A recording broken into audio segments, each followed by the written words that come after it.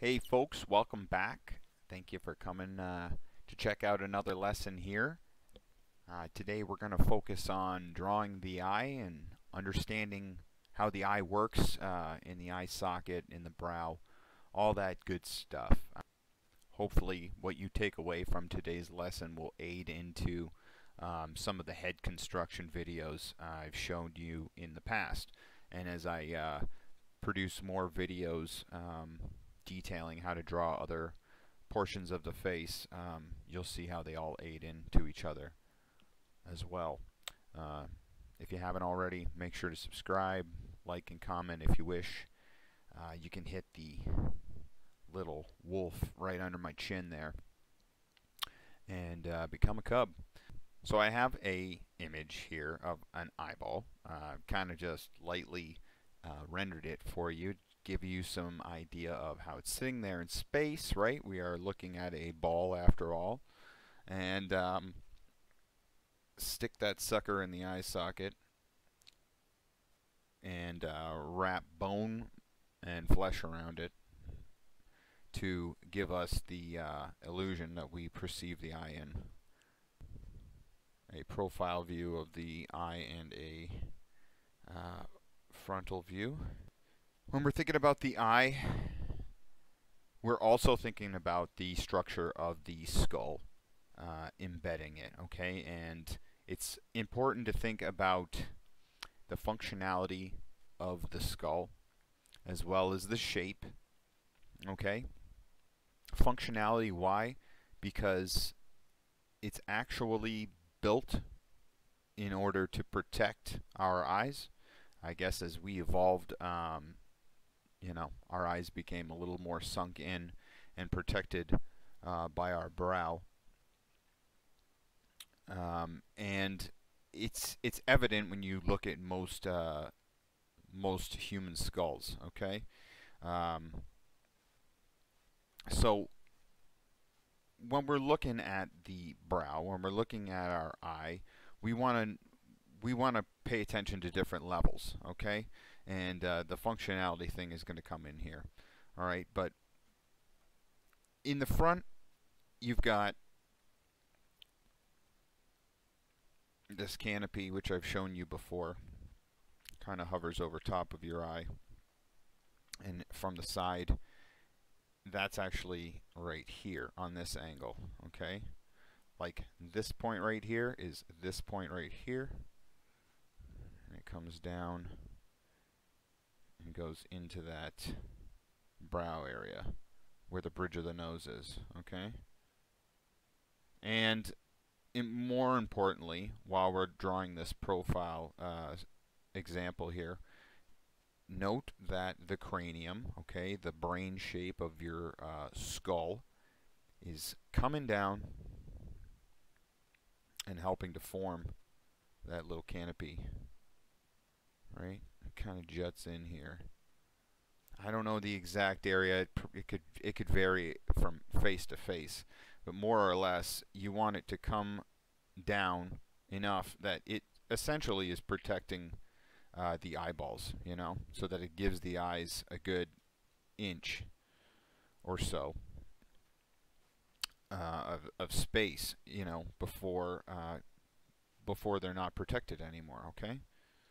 I'm also going to go over some reminders that we have gone over in other videos.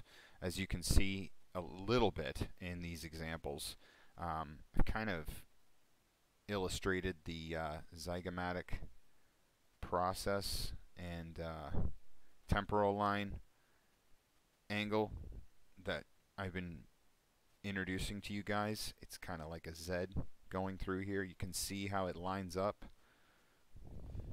from the front, also from the side. You kind of want to always have that in the back of your brain as you're constructing brows and in that area to put your eyeball in. Okay, so as we've touched here on, so we've touched just a tad on what we know about the brow area of the skull. Now the question today is, how do we draw the eye within it, right? There's a lot of nuance to it, but the most simple way to break it down for yourself, and we'll use an actual example that I have over top of a sketch I did over a human face. So I found a 360 view of a human face on Google, and I just made some light traces over top of a front, 3/4, and profile view of that face. And what I'm using this for is to merely demonstrate how the brow works, okay? How the eyes work in the brow, how the eye sockets work, all that.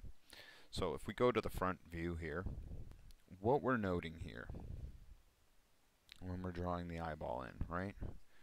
You've got an actual eyeball in there, okay? You see that? And that's just about how big it would sit in the socket. Almost 50% of that eyeball is covered, right? And another portion of that is even deeper within your eye socket in this area right here, where the tear duct rides up into the eyelid, the upper eyelid. You're always going to have this kind of shape going on, okay? We'll bring it to the example above. It's going to be this type of angle, okay? It's going to be its highest point wrapping over top of your eyeball right there, so right here. And then it'll come back down, all right? But I think it's good to note that your tear duct area, okay, and the far edge of your eye are not completely level. They almost, well, the far edge of your eye would almost ride up ever so slightly above. If you were to place a line, you know, through the eye like I have, it would ride slightly higher, where the tear duct would ride slightly lower, okay? If I put one through there, you see the same difference, okay? And it's good to note that, because when you're wrapping your bottom eyelid around your eyeball in the socket,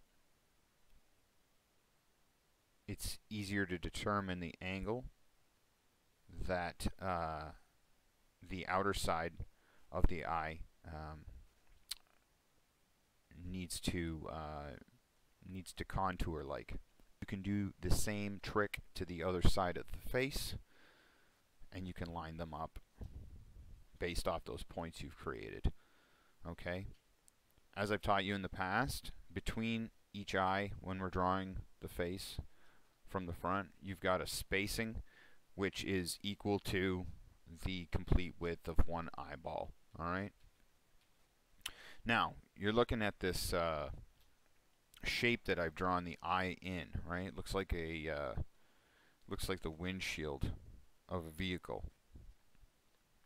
It's a good way to think about how the brow actually is situated in the skull, okay?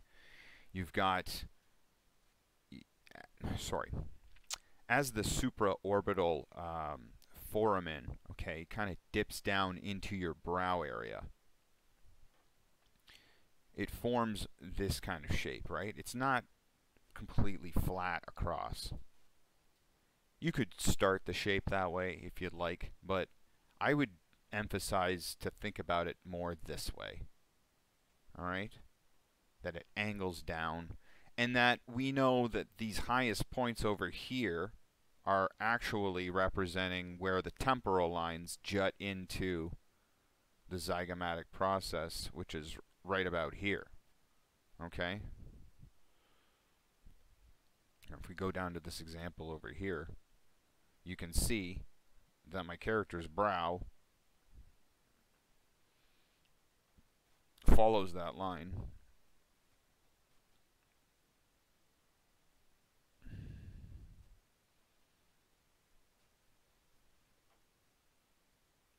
Okay, and if you look in the mirror, you'll notice there's a similarity to how your brow is shaped as well. Okay, And you want to emphasize that because you're going to build off of that, the structural elevated points right there where your bridge of your nose separates the playing field in front of your eyes, okay? And so on with this area at the side of your eyes here. It's kind of wrapping around and contouring as it recedes back where the viewer can't see it anymore, where it foreshortens essentially. And again, I've got that zygomatic Z that I like to draw in there, okay? And the reason I'm doing this little ledge right here, okay, again right here, is because that's actually going to represent where that eye socket kind of stops, all right? And why the Z? Why this right here?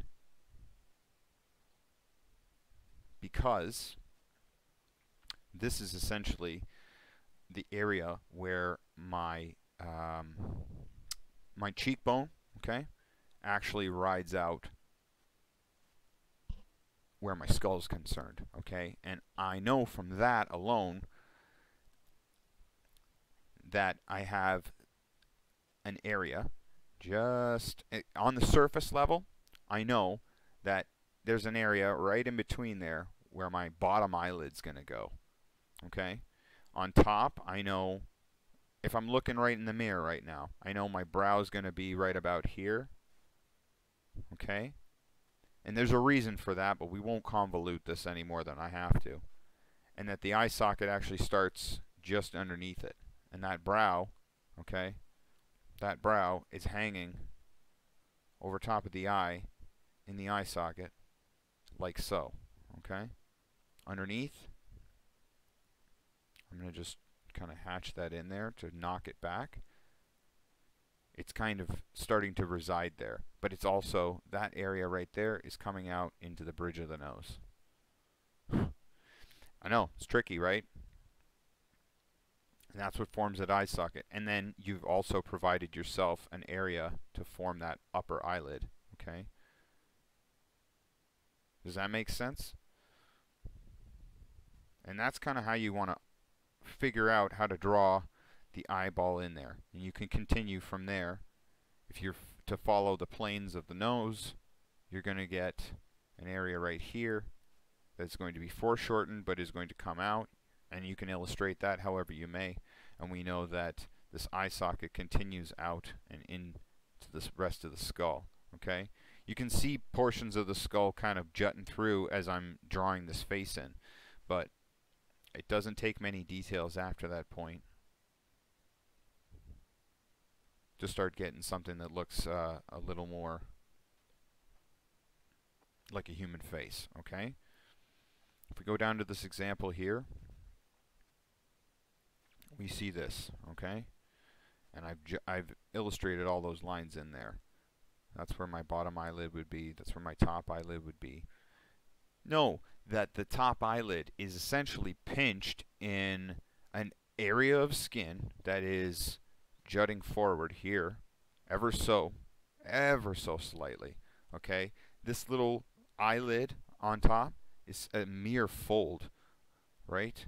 And it's curving over top of the exposed part of your eyeball, all right? And then this area in here is wrapping around muscle and bone, right? So really, take a look at the face, you know, break it apart. If you got to, you know, trace a face and then break it down into structural points. Here, we'll go into more views. I've got a profile view here, okay? Same kind of idea. I did it over top of my face. You can see how it kind of sits in there. Let me maybe knock this back a little bit so you can see it more. There we go. So again, you know, I've illustrated that shape, which includes my little zygomatic Z there. But this essentially on a 3/4 is what is happening here, without drawing in a nose, without drawing in any details more than this little angle in the center, or what would be the center, which is going to represent like right here. This is that tip of your cranium, right? It's like this area.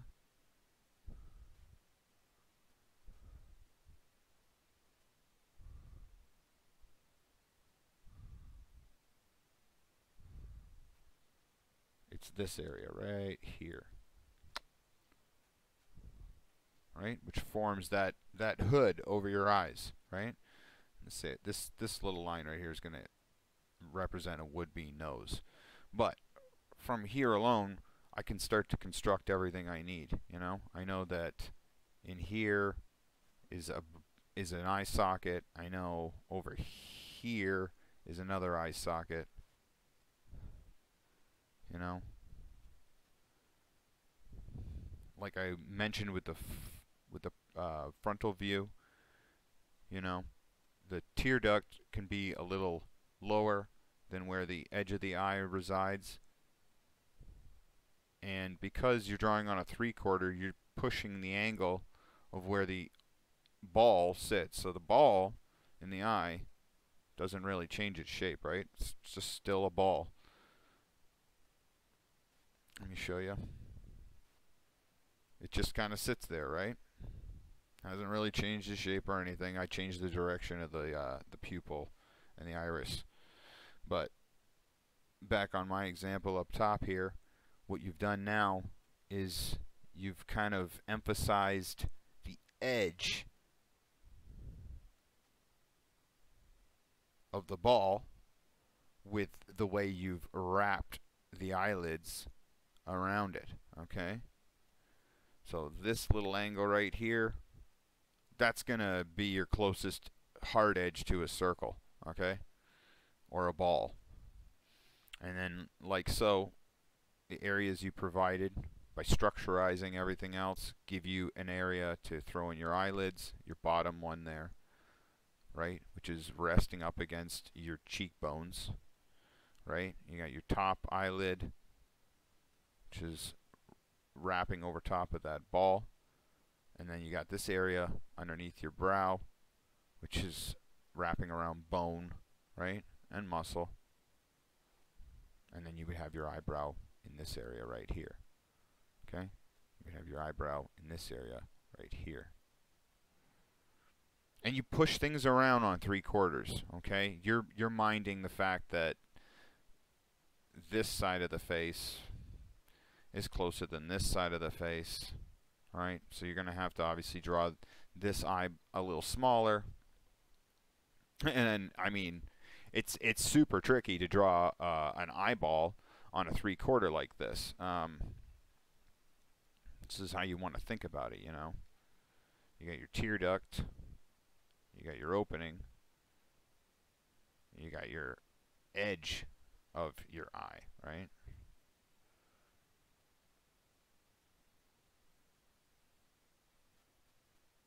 And again, this outer side is going to be the closest to a circle, but you're going to emphasize that by the wraparound of the upper eyelid and the wraparound of the bottom one.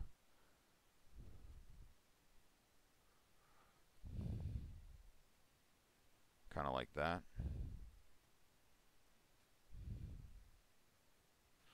And then a lot of the time, you've got a strong overlap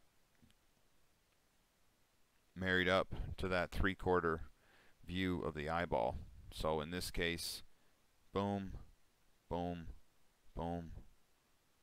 That'd be the eyelid on top forming over. You have this little area of a lid up top, your eyeball underneath.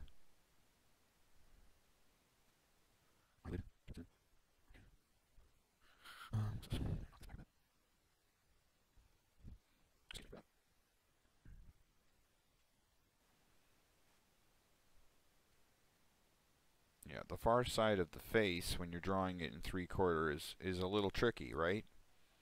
It's a very strange angle if you're not familiar what's going on in there. So the reason I kind of take my time breaking down the skull first and the shape of it, and how the entire zygomatic process, temporal lines, supraorbital foramen, all that business that I told you sits on top of the dome like a mask. It's important to understand how all of that sits together so that you know how your eyeballs sit in there.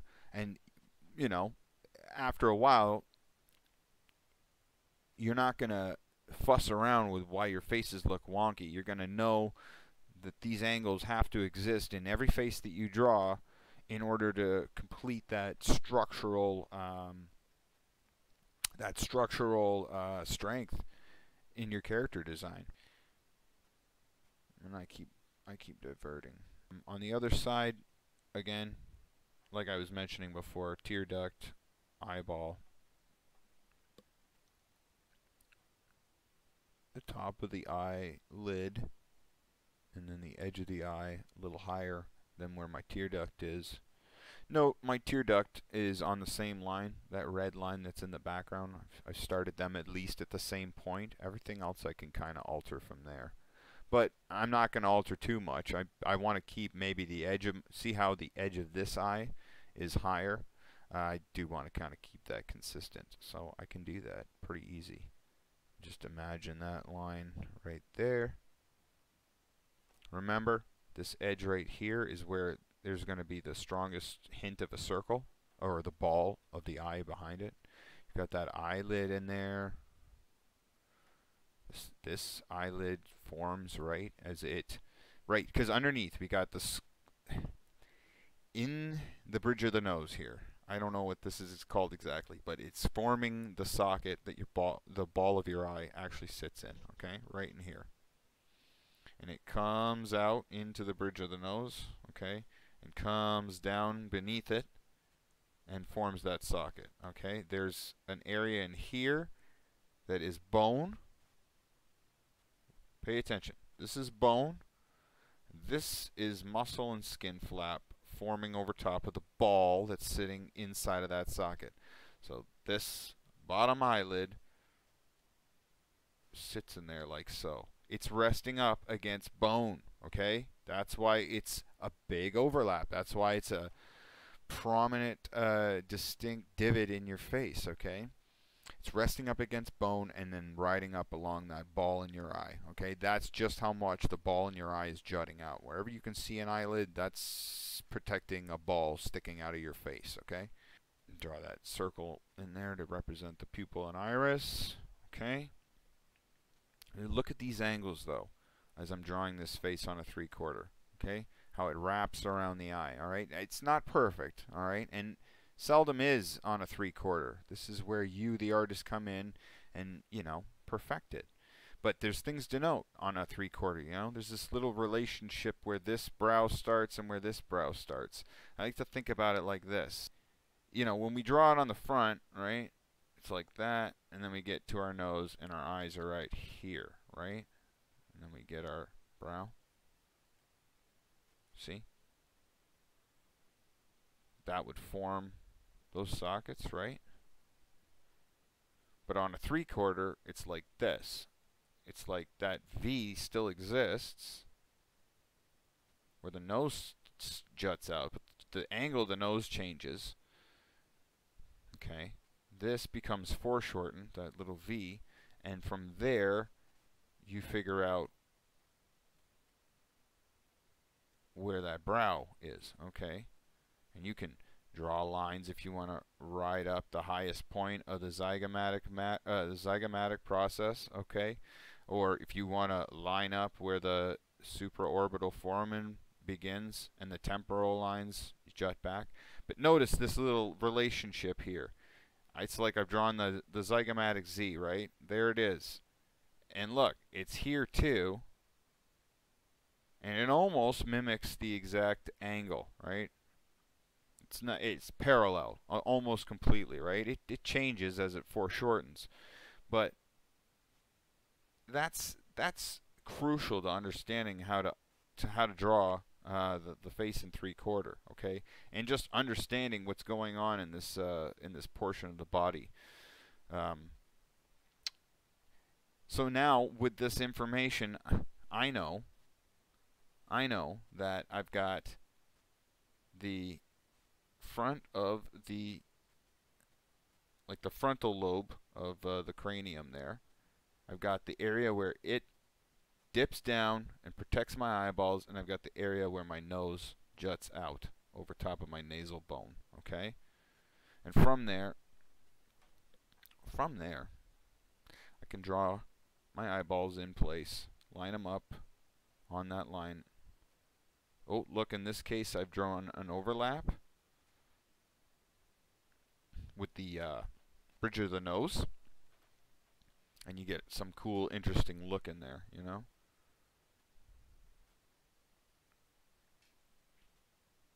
I know my drawings are very rough and loose, but I think the points I'm trying to emphasize are being made here.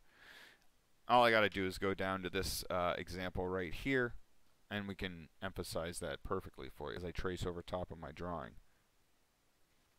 You know what I mean? The duct, the edge of the eye a little higher, the duct, the edge of the eye a little higher.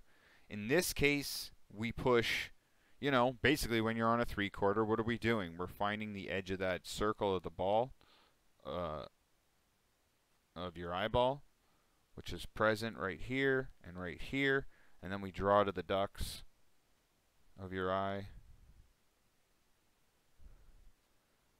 And we just kind of mind those angles. So a little higher on the outside and a little lower on the inside. And then, you know, like I said, you can draw a line in there if you want to guide yourself, which I recommend doing. Have the tear ducts or the pupils of your eye on that line, and then you can base everything off those.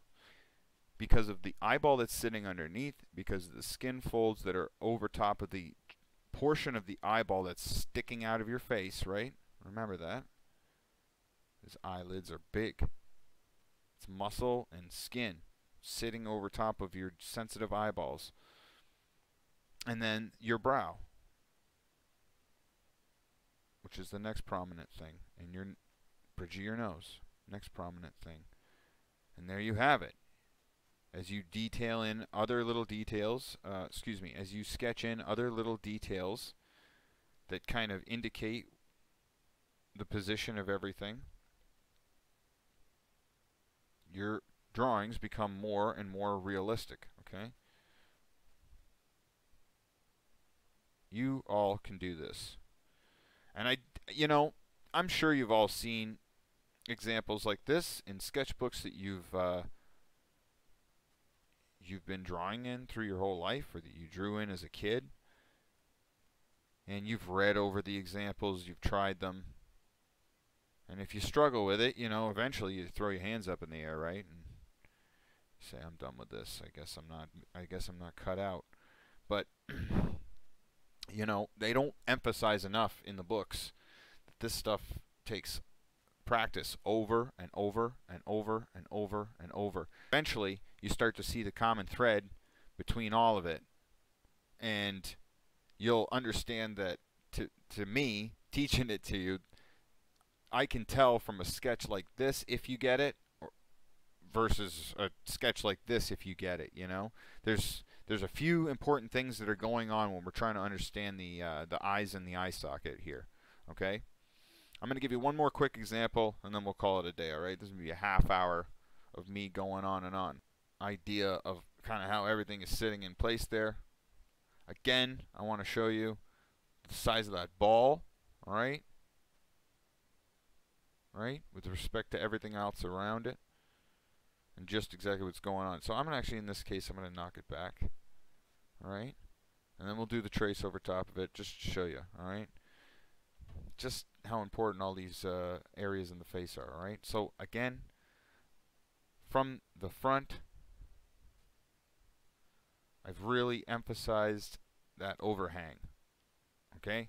That is your skull, frontal lobe, that is your forehead, okay?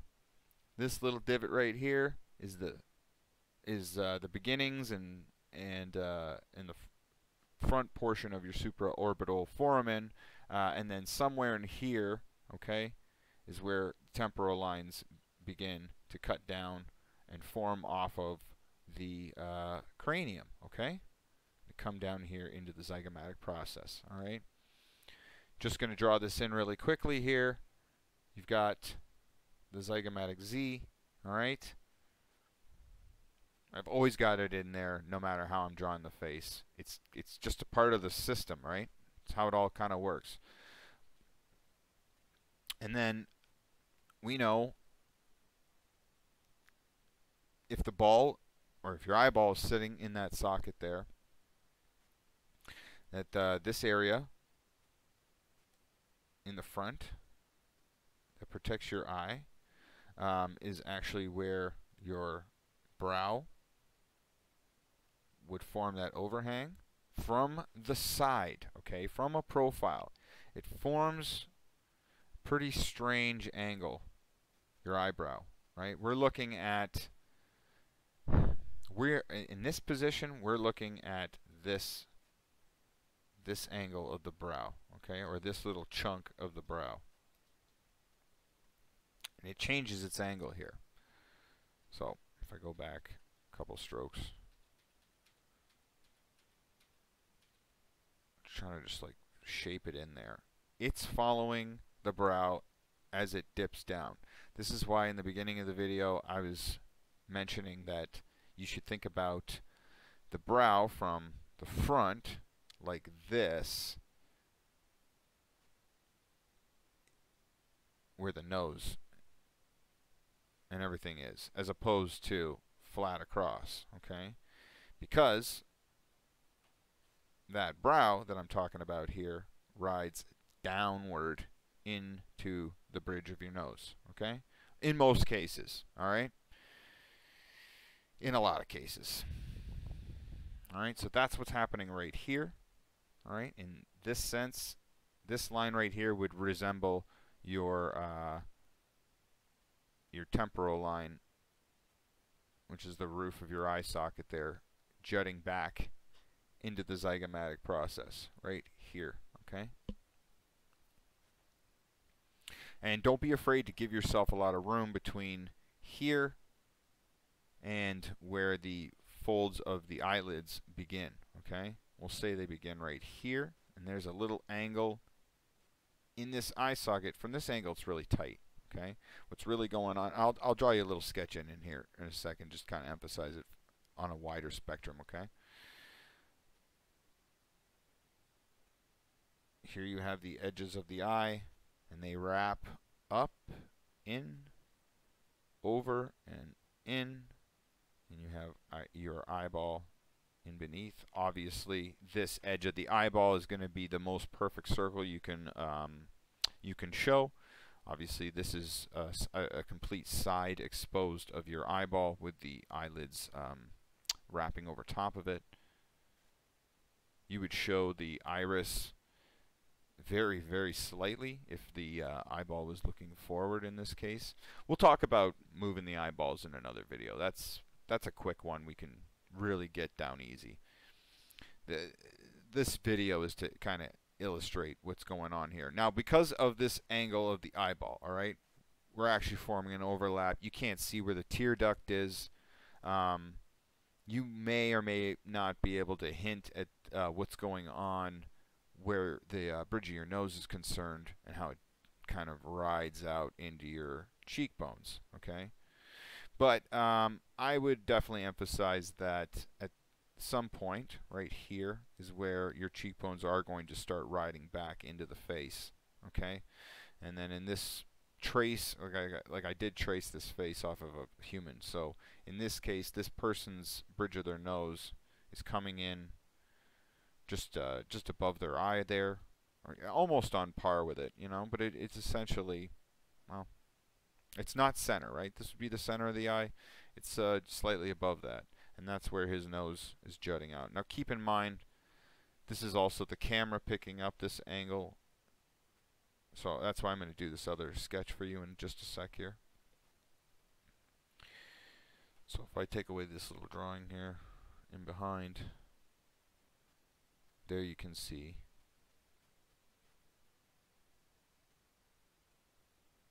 how much of the eyeball you're actually showing from a profile view. And again, what's going on here is you've got the cranium, okay? You've got this angle I was talking about from the side. This is what it looks like if I don't draw the nose into place, okay? You've got the eyeball sitting in there like so. The eyelids come back when you show it, the eyeball and the eyelids on their profile angle. And don't be afraid to give the eyelids space. Remember, they are big skin flaps laying over top of a huge eyeball jutting out of a hole in your face, okay? But your brow is in front of all of that, protecting it, right? Your eye socket's actually in here. Remember this area, which is actually foreshortened here. It's foreshortened here, but it's actually coming out into the bridge of the nose, right? And that's where we would actually form the nose, okay? In my case here, I was just kind of emphasizing that area from the side that I was emphasizing at the beginning of the video, which is this. So, as you're drawing the face, keep in mind it's going to change a lot. This is only 3 positions, right? Profile, frontal, and a 3/4. They're hard enough to master. Once you get them under your belt, I believe positioning the face and drawing it, or using perspective to get to those results, it'll get easier and easier. But I think if you stick with these videos, piece by piece, we figure out how to draw each thing. The eyes first. I mean, I'm going to have to make another video of just drawing female eyes versus just regular old male eyes or whatever. Like pretty female eyes have their own little shape and structure to them. But more or less, the way the eyebrow is formed in the socket, the way the eyelids form over the eyeball, the way the whole brow system works on top of the cranium itself, in position, in proportion with everything, there's really no difference, There's a few subtle differences when we're talking about drawing women. So, and we can do that another day. But this is like 40 minutes, 35 minutes of me going on. I don't know how much it helps. All right. That's enough yakking for one day. Leave in the comments down below if in the comments down below, let me know if this made any sense. You can either show me by liking this video, or actually touching on maybe something I touched on here. Alright, I'm talking too much. I haven't done this in a while. Let's go. Let's wrap this up. Let's wrap this up, shall we? We'll see you on the next one.